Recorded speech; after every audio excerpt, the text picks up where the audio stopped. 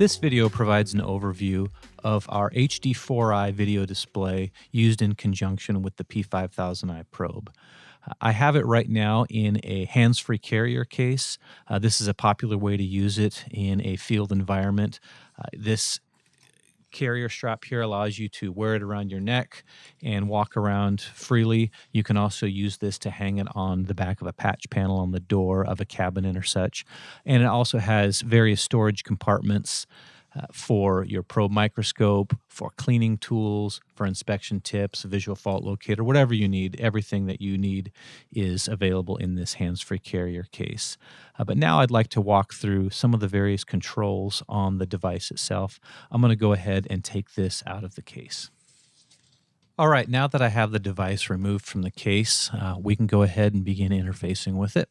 The first thing that I want to do is turn the device around, remove the stylus. I'll use that to interface with the touchscreen, and activate this kickstand so that I can set it down on the table.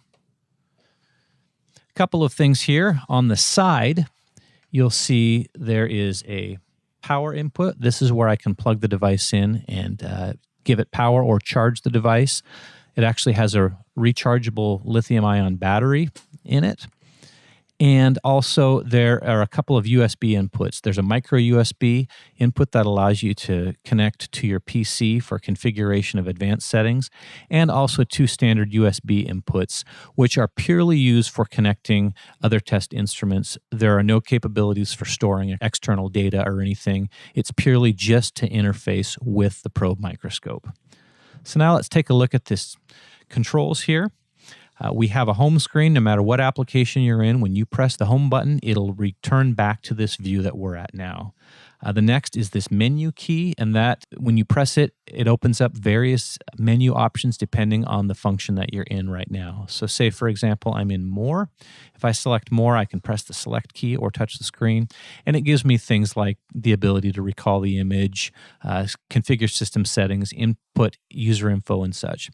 Now, I can either return back by pressing the Home key or pressing this Return Back key.